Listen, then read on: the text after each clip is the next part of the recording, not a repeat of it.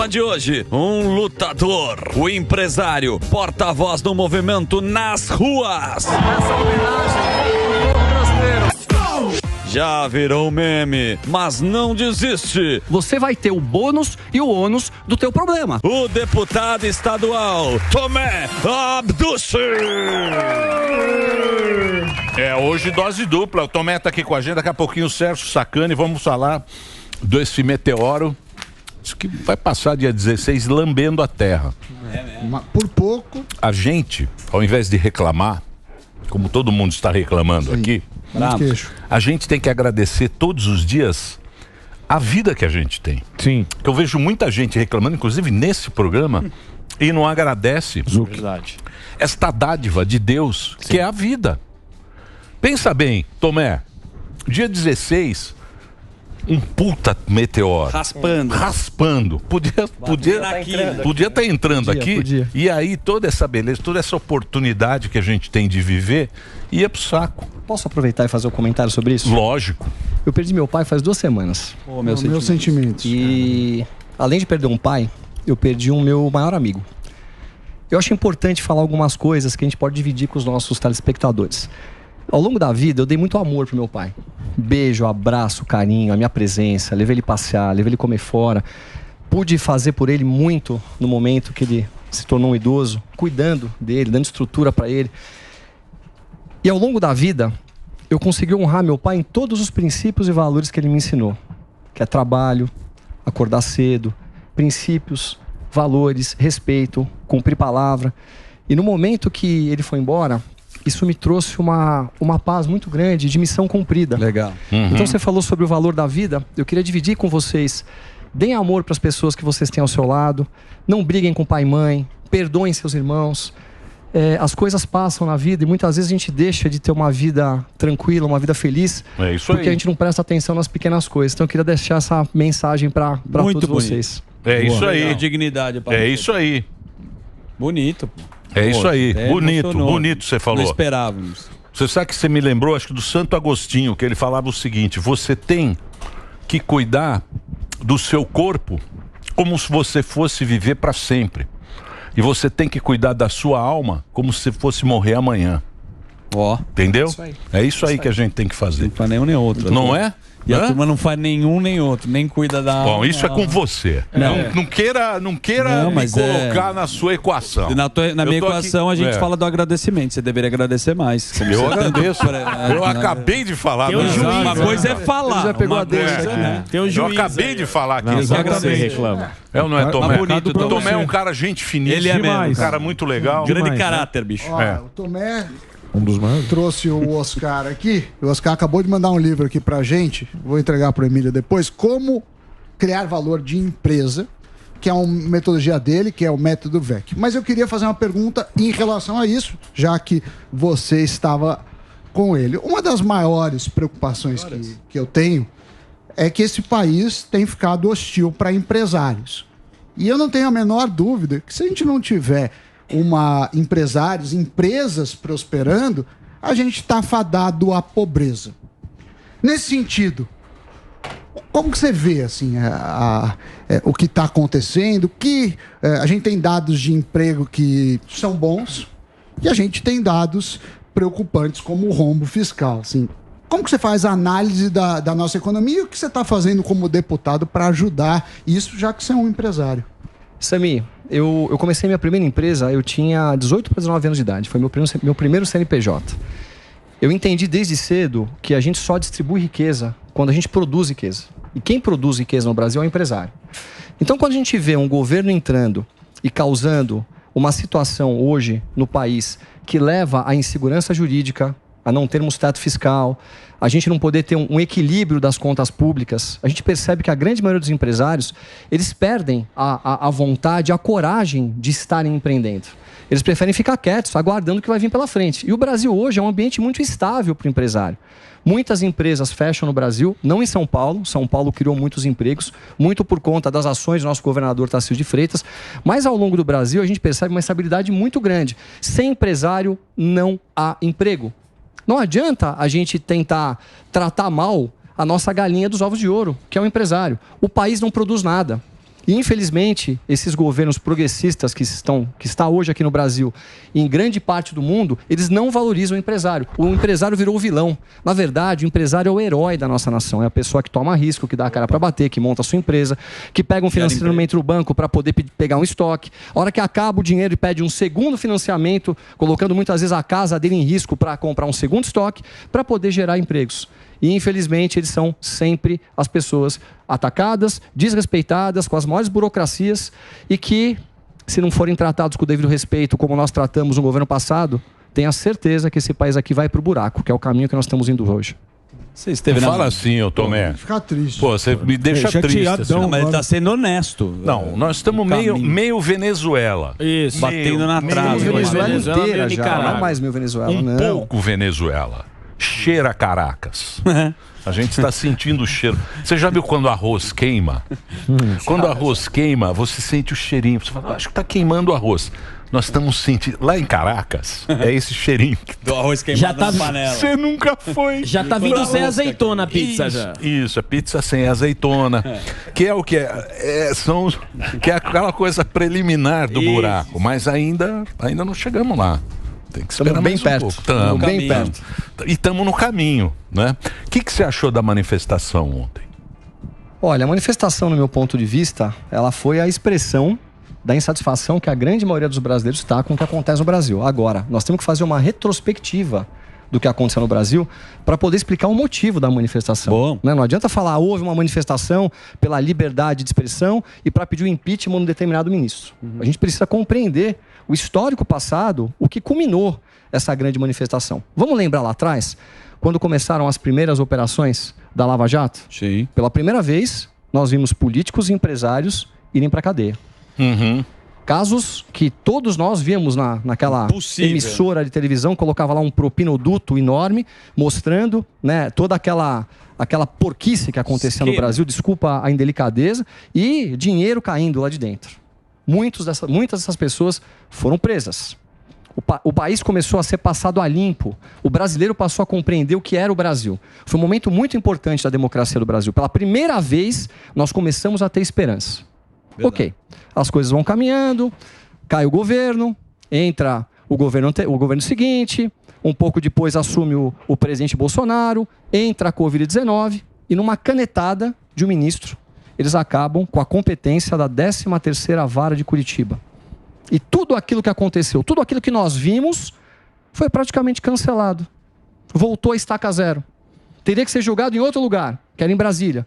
E que já prescreveu tudo, tá? Então, ou seja, tudo que nós vimos, todo aquele dinheiro que a Operação Lava Jato trouxe de volta, já prescreveu. Ou seja, a demonstração que o crime compensa no Brasil. A população entrou em pânico com isso. E todos ficaram extremamente preocupados com o que seria o futuro do Brasil. Além de tudo isso, eles acabam soltando o ex-presidente, devolvendo os direitos políticos a ele, e em seguida ele se elege presidente do Brasil. Mas vamos seguir um pouquinho? O que culminou essa manifestação agora no dia 7? Primeiro, um processo eleitoral disfuncional, desequilibrado e muito ostensivo. Não estou falando de urnas aqui, tá? Eu não tenho propriedade para falar disso. Esquece as urnas, não é a minha pauta. Mas tivemos um processo eleitoral totalmente disfuncional. Vamos entender por quê? Vamos lá. A campanha foi proibida de fazer associação com ditaduras, sim, em especial Ortega e Maduro. É uma disfunção, concorda? Sim. Isso é uma realidade.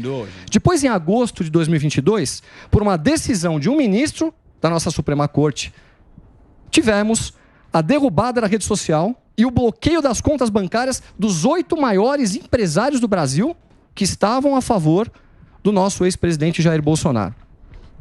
Aí eu até vou fazer uma brincadeira com vocês aqui. Então, mas tudo isso... Ó, fazer uma brincadeira aqui. Então, mas tudo isso, Tomé... Ó, esse carinha aqui, ó.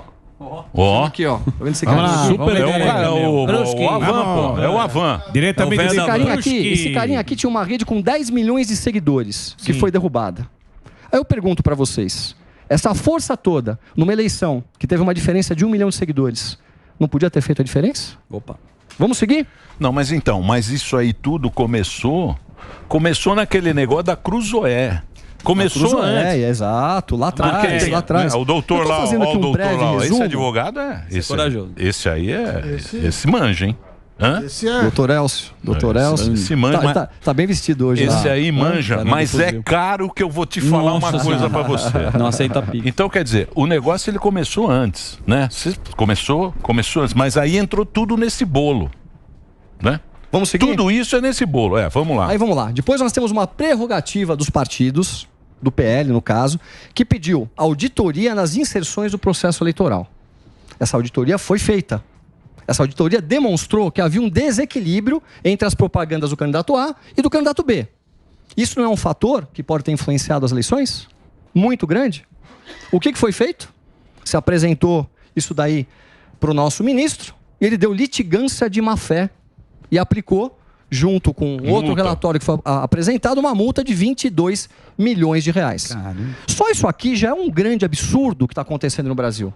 Então eu digo de novo, o processo eleitoral foi disfuncional. Isso aqui não foi causado pelo povo brasileiro. Isso aqui foi causado porque nós tínhamos um TSE que não estava dando para a população brasileira a confiabilidade necessária para que o processo acontecesse com naturalidade. Isso é uma realidade. A gente não pode ficar escondendo o sol com a peneira no Brasil. É isso aqui que é democracia? Cala todo mundo? Só pode falar o que a gente quer? E do outro lado, o que acontecia? Genocida, não gosta de A, não gosta de B...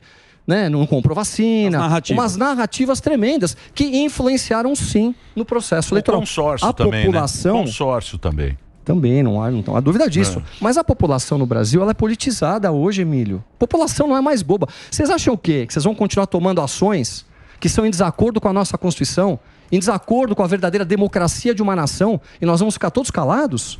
A população está na rua e vai continuar indo para a rua quantas e quantas vezes for necessária para que se cumpra a Constituição. Ninguém está aqui para atacar uma pessoa, um ministro A, um ministro B, uma instituição. Aliás, a instituição Supremo Tribunal Federal é uma das instituições mais importantes que uma nação tem. Agora, a partir do momento que ela é desrespeitada, como está acontecendo hoje, eles desrespeitam a democracia, desrespeitam a Constituição, e aí desrespeitam quem? O povo brasileiro, que não é mais bobo. Sim. Poxa, nós tivemos uma situação no passado, gente, desesperadora. Nós vimos o que aconteceu no Brasil. E tá todo mundo calado. Eu até outro dia estava com medo de falar sobre esse assunto. Eu falei, não, eu vou me posicionar, vou dar minha cara para bater. As pessoas precisam se levantar. E defender a democracia é defender a todos. A direita, a esquerda, a liberdade de expressão. Nós, muitas vezes, não pudemos falar palavras como jornalistas, como apresentadores, como comentaristas políticos. Isso não é uma disfunção? Então quem começou essa guerra? Quem começou essa briga? Fomos nós? Ou fomos eles? Vamos seguir mais um pouquinho? Aí vamos lá. Aí nós temos aqui o presidente Bolsonaro acusado do roubo de joias. O TCU, Tribunal de Contas da União, em plenário, respondeu uma pergunta se o Lula poderia usar um relógio que ganhou de presente do presidente da França. Qual foi a resposta? Pode. Sim. O presente é personalíssimo. É um presente que ele ganhou de cunho pessoal. Ele pode usar, ele pode vender, ele pode dar. O presente é dele. O que nós causamos no país por conta disso? Uma loucura. Uma loucura, uma loucura. Agora, vale para um lado, não vale para o outro? Vamos seguir. Inegibilidade do nosso ex-presidente. Por conta de uma reunião com embaixadores, que é prerrogativa do presidente da República fazer reunião com embaixadores. O que ele fez de errado? Ele quis discutir o processo eleitoral? Qual é o problema de nós discutirmos o processo eleitoral? Há algum problema? Para poder melhorá-lo? Para poder passar mais segurança para a população? No meu ponto de vista, problema zero. O ministro Fachin, quando presidente do STF, também convocou embaixadores. E não era nem prerrogativa dele. Então veja, há um desequilíbrio que está acontecendo no Brasil. E os três poderes têm que ser harmônicos, que a gente sabe que faz parte da Constituição, e há um equilíbrio entre eles. Hoje o Brasil está desequilibrado. Decisões são tomadas em desacordo com o que rege a nossa Constituição. Mas, Tomé, vamos falar agora de futuro, porque muita gente está falando, não, vem 26 aí, 26 se conserta tem nomes. Tudo. 26... Posso só finalizar? Me permite? Pode, é um pode. detalhe. É que eu estou com o meu horário aqui... Então vamos embora, vai. Vamos lá. Então vamos lá. Não, pode finalizar. Depois, finalizando, vem o inquérito do golpe. Nós temos o ex-presidente do STF, Nelson Jobim, e o atual ministro da Defesa de Lula, que é o José Múcio, que declararam que não houve golpe. Que golpe, gente? Sim. Aquilo era a população em desespero, pessoas normais, pessoas que foram às ruas em desespero e cometeram um ato de vandalismo. Agora, pessoas presas com 17 anos de cadeia, 17 anos na cadeia, tem famílias destruídas, tem pais de família que estão presos, com filhos em casa que são órfãos, com pais vivos. Emílio, está tudo errado. Então tudo isso culminou para esse 7 de setembro. Sim. Para essa população estar na rua, indignada, pedindo por liberdade de expressão e que a nossa Constituição seja respeitada. A gente não pode desvirtuar as pautas. Deixa eu fazer uma pergunta para você. A gente está falando, programando o Brasil inteiro, mas a gente está em São Paulo, a sede. Aqui a gente sente isso. Você acha que o Marçal é o cara que representa tudo isso que você falou? O Marçal, por ser um cara que não apareceu, ele não entrou, ele não é Bolsonaro, ele não é Lula, ele não é nada. Ele é um cara que apareceu, que tem carisma, que fala bem. Ele é um outsider que destruiu o jornalista. O jornalista, porque o jornalista, ele é sacana. Sim. Ele é aquele negócio, tal pessoa, ele desqualificou a política e desqualificou o jornalista. Ele sacou onde o jornalista... Porque o jornalista ele é casca sacana, de banana. né? Ele fala, o Bolsonaro, ele é um genocida e não sei o que, não sei o que. Outro lá, ele deu uma... Você sabe como é que é? Que a gente não pode falar muita coisa. Exatamente. Eu também tô com né? todo cuidado A aqui. gente precisa ficar sempre assim. Mas é assim que a gente vai tocando o barco. Você acha que essa população que está falando Marçal, é porque não está acreditando, que viu tudo isso, está vendo tudo isso e está desacreditando em tudo?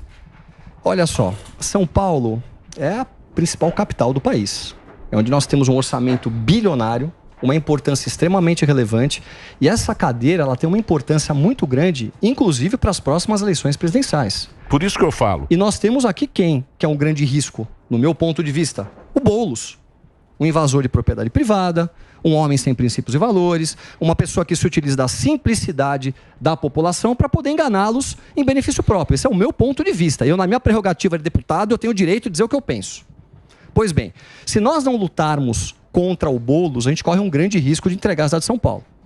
Então hoje, a nossa grande preocupação é não dividir a direita. É a gente compreender... Não, mas o que eu digo para você é o seguinte, o que eu quero saber de você, que é um cara que, você tá aí. Eu quero saber se esse cara é o que está representando esse povo, isso tudo que você falou. Esse sentimento. Exatamente. Porque todo mundo vota com emoção. Não acha que você vai ter esse cálculo. Sim. Eu vou votar nesse por causa disso, não sei o quê. Você vota com emoção. Ele é o cara que está representando toda essa...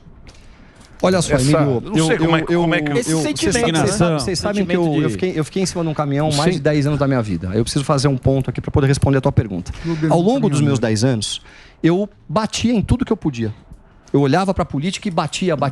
Eu não tinha a compreensão do que era a política, o que pode ser feito, o que não pode ser feito, como as coisas tramitam internamente. Eu vou dar um exemplo. Eu tenho aqui um determinado projeto que eu acho importante para a cidade de São Paulo, que eu quero implantar. Um projeto polêmico, sem fazer juízo de valor, se ele é bom ou se ele é ruim. Você tem que aprovar ele na Câmara dos Vereadores. Sim. Você tem o Tribunal de Justiça, você tem o Ministério Público, você tem o meio ambiente. Tem processo. Não é uma coisa que você vai lá e mata no peito e faz as coisas. Hoje que eu estou na política, eu vejo a importância da experiência que eu estou tendo como parlamentar para eu poder alçar um voo maior. Senão fica tudo no achômetro, no vamos dizer. Então. E não existe um salvador da pátria no Brasil. Então, mas eu quero chegar nesse ponto. Nesse aspecto, da forma como o Marçal fala, que ele se posiciona, não há dúvida que ele representa o anseio de muita gente. Agora, é execuível tudo isso? Essa é a minha grande... Veja só, não estou fazendo juízo de valores do Marçal e nem de nenhum outro candidato. Eu só estou levando a reflexão da população. Isso, a gente está fazendo... Para que a gente possa ter um bate-papo aqui maduro, de verdade. Exatamente. O que eu digo para você é o seguinte. Esse cara eu acho que representa isso. Porém, a política... Todo mundo fala, eu não sou político e não sei, mas eu vejo todo mundo que te fala política é a arte do possível. Ou seja, a política é o que você pode fazer. Sim. Não é o que você diz. Promete. Sempre é aquilo, sempre você precisa ficar fazendo esse jogo da política. Então, é isso que vai acontecer. Porque a população, ela sempre se decepciona com os políticos. Exatamente. Mas é claro, ela sempre se decepciona. Então, pelas promessas, mas é isso, é uma decepção atrás de outra. Exato. É uma atrás da outra e chega um momento que você fala, não acredito mais nada. Eu não acredito mais em ninguém. O que eu espero para São Paulo? Nem no jornalismo eles acreditam agora. Você vê que eles ficam felizes do jornalismo. O jornalismo também não tem mais credibilidade. Eu vou pela primeira vez me posicionar de maneira clara em relação à Prefeitura de São Paulo. E eu preciso contar com a compreensão de vocês que estão em casa, que não é uma questão de estar do lado A. Mas eu acho que a gente não pode falar isso, não. né? Eu acho que não, porque tem o horário. Não é porque tem que ter, aqui tem que ter, a gente teve aqui o advogado. Diretrizes. Tem que ter a isonomia. Então, por exemplo, são 5 candidatos, você tem que falar dos 5 candidatos, e o porquê. É um negócio, é isso, né, doutor? Hein, doutor? Então, isso? eu vou fazer uma amarração conclusiva sem citar candidato nenhum. Você precisa ter isonomia dos candidatos para a gente poder... Eu acho que nós temos que ter uma união e uma compreensão de quem tem a maior chance de ganhar do Boulos. É ponto.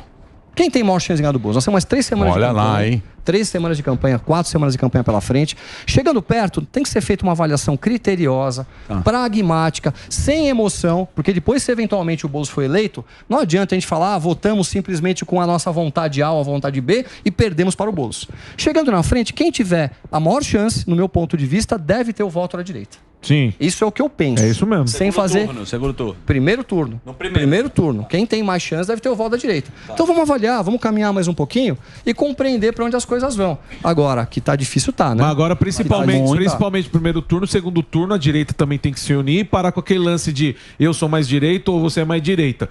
Quem for... É um assunto delicado de falar, né? Direita gorda tá brava, hein? Não tô. Direita obesa tá muito brava. Eu vejo isso. Por quê? Não, porque você... A gente percebe que as pessoas estão divididas. Mas sabe, cada um tá falando uma coisa. O problema, pra mim, não é o lance que você fala, tá bravo. O que eu fico bravo é assim, vamos supor, direita, temos 2 nomes de direita.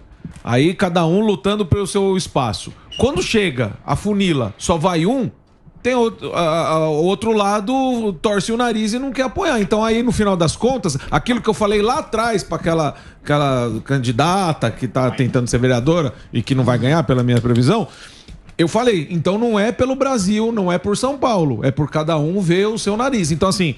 Independente de quem for pro segundo turno, se é a direita que fala que é direita, tem que apoiar quem for pro segundo turno, que fala que é de direita. Eu acho que essa é a questão. Eu não tô falando de nome, não tô falando de nada.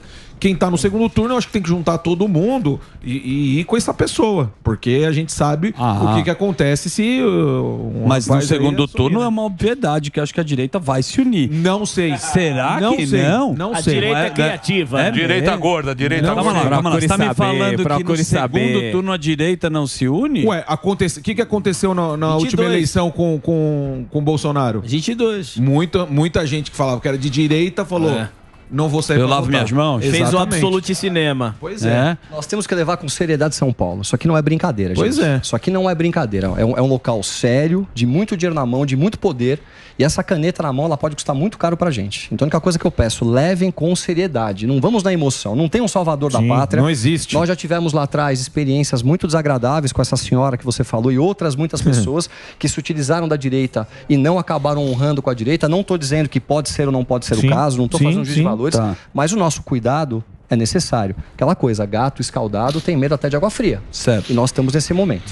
É isso aí. Bom, Tomé, sempre é bom quando você vem aqui. Você sabe que você é um cara que a audiência gosta muito do seu papo, da sua conversa. É um gente boa demais. Gente boa e um cara que fala com o coração. Não querem saber do Marçal? Sobe o caminhão, não sobe?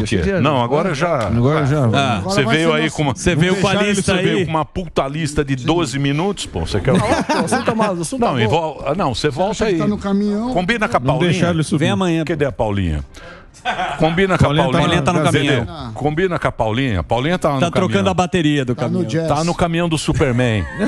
Tá vendo se a bateria, se ela liga ou desliga, vai. Ela tava no caminhão do Superman. Ela que puxou. O Adrilles. Ô, querido. Microfone do Adrilles estava muito alto. Atrapalha sem microfone. Sem microfone. Se o Adrilles fala sem microfone... Já atrapalha muito. Já atrapalha o caminhão, aqueles caminhões. Isso. Ele fala bem alto. Tomé, obrigado por você ter vindo. Boa sorte pra você. E vamos marcar aqui pra você falar sobre isso. Posso fazer um fechamento bem rapidinho? Pode fazer. Eu queria só deixar aqui minhas condolências ao subtenente da Polícia Militar, o Paulino Cristóvão da Silva, que infelizmente no dia 7 de setembro ele caiu de um cavalo e ele veio a falecer. Então eu queria mandar as condolências à família, dizer que ele era uma pessoa muito honrada, que representou muito os anseios da sociedade e agradecer à Polícia Militar do Estado de São Paulo por terem pessoas tão conscientes, pessoas tão competentes sempre à disposição da população. E a última frase que eu queria dizer, parabéns a todos vocês que estiveram nas ruas de verde e amarelo lutando pelo Brasil. lembre-se, a nossa força é que vai trazer esse país de volta para as mãos das pessoas de bem.